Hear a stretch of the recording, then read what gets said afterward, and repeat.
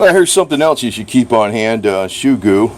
There's actually some other stuff you can actually use besides this. You can get shoe cement or for gluing the soles on, but this actually works too, and it's easy to pick up anywhere. You can pick it up in any retail store. Often, well, if I was running back in the day when I was running, I would use New Balance shoes most of the time, and partly because they used to always be made in New Hampshire. I know some of them are made in China, but I picked these up in Wally World, but because I used to work out on the elliptical machine, and I really didn't wear them out. But what happened to them was they separated down here. That's a perfect candidate for fixing with shoe goo. So shoe goo will really hold it up really good. Now, the other side of it is, what I do is I take a wood block and I put it in a shoe like this, and then I'll take the jack like this with another wood block and jack it down just a little bit. I mean, I'm not going to, I'm going to put that under the car, but I'm not going to really, I'm just going to put it up there by hand so it's got some pressure, because you want that glue, you don't want a big space between the glue, like between the two parts that you're joining. You want to have, the glue really smashed in there where it's a thin layer of glue that permeates both the rubber and the cloth. Now, something else you can do sometimes when shoes break is use the Speedy Stitcher All. I love this thing. I've used it quite a bit. I've actually used it on that Suzuki Samurai to sew in some brand new clear windows, because it's got side curtains. I sewed those in. Those are 30 below cold crack windows. I've used this for numerous repairs, and also I've also used it, you've probably seen in my other videos, I used it to sew on a special knife holder on my boots, which it always fits right on here. So fits perfect, man. See that? It's solid. You could run around with that. It's clipped and it's wrapped around, and that's sewn on there with the Speedy Stitcher All.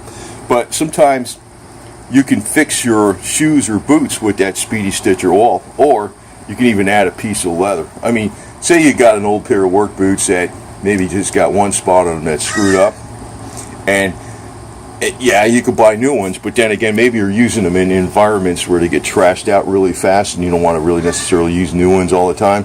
Maybe you want some really junky boots for really crappy areas. Well, you could use that stuff. And besides splits like this, which is a perfect, the shoe goo would work perfect on this. If you have a minor, puncture, and the soles are good, and the water's leaking through there, say when you're walking in the rain or some wet surface, that'll seal it up really good. You might want to chemically clean it a little bit before you put it on there. And a lot of times what I use to chemically clean something is I just get this Wally World Walmart Supertex engine starting fluid. Even though it's got some upper cylinder lubricant in it, it's so minor that even if I use this for paint prep, to chemically clean an area for paint, there's no fish eyes in the paint, which means if there's some kind of lubricant in here, it's extremely minor. So, but it's enough. That really cleans the hell out of something before you would, apply some kind of adhesive. So we're going to go ahead and do this, and well, I guess my cats left here. They were just here a freaking second ago. Mama cat was feeding 3 baby cats. There's 2 of them anyway, 2 of the kittens, and there's Mama cat. That's Boots 2, that's Feather, and that's Paws, and we got Onyx. Onyx is a little bit bigger than the other 2 kittens. Actually, instead of using this block of wood, which is square, which won't fit in the corners as well, because the corners are weak spot, that's the part you'll separate first. I'm going to use this old paint can, just like that, and have the jack up on there like that, and just put some pressure on it so the shoe goo will really, because you don't want to have like an 1/8 inch or more.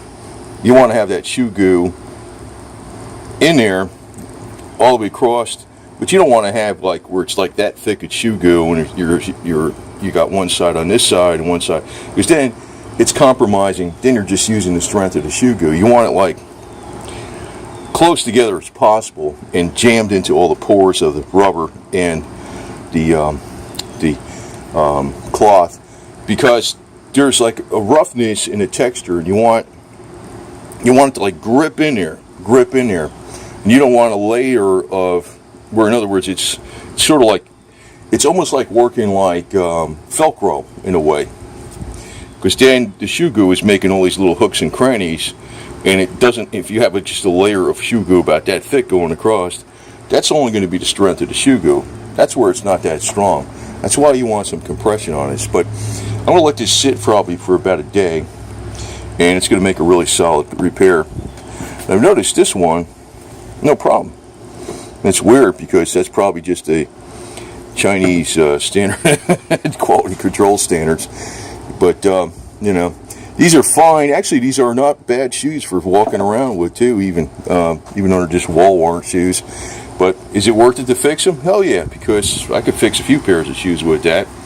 And it's just something you ought to just keep on hand for prepping. It's, you know, it's a unique type of adhesive that, you know, other adhesives just aren't going to really replace it unless you use the rubber sole cement for actually what they use in the, you know, the cobbler shops. But that'll work the same as that too. But you can pick that up anywhere. And nope, there's that's it. It's just, I just torqued it up a little bit by hand.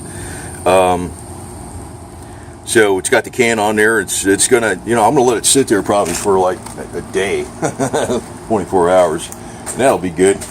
And with the shoe goo, I like to put all my adhesives in a Ziploc plastic bag, because even though you put the lid on it tight, they can still dry out. I found out, like, if you keep the Permatex around or something like that, and if it's in a plastic bag, it'll last a lot longer. And hopefully the Chevy's going to be done here pretty quick. I just was working on it the other night. Just going to put with the belts, the hoses, the carburetor, the spark plugs, change the oil. And we started up, but still don't want to upset the cats. But anyway, that's something good to get. It's only a few, it's not much. You can pick it up anywhere.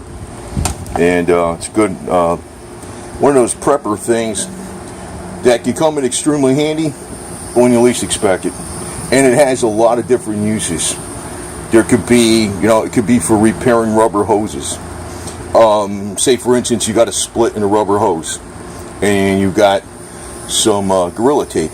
And you could say, well, I can Gorilla Tape it, but it's always good to put some of this stuff in it, and then Gorilla Tape it over. Like, say, for instance, the hose ruptured, or radiator hose ruptured. Put some of that in there in a split, then Gorilla Tape over it, and put a zip tie over it to hold the Gorilla Tape from unraveling. Thing will probably last you freaking many years. So there's a lot of different uses for this stuff besides shoes, but sometimes it's really handy. And there's little Onyx. Ooh, you probably seen her. I haven't seen them. Anyway, well, you can see, well, there's two little guys are right down there. Gray one's there too, right behind her. See a little head, and there's Onyx right here. So they're fine.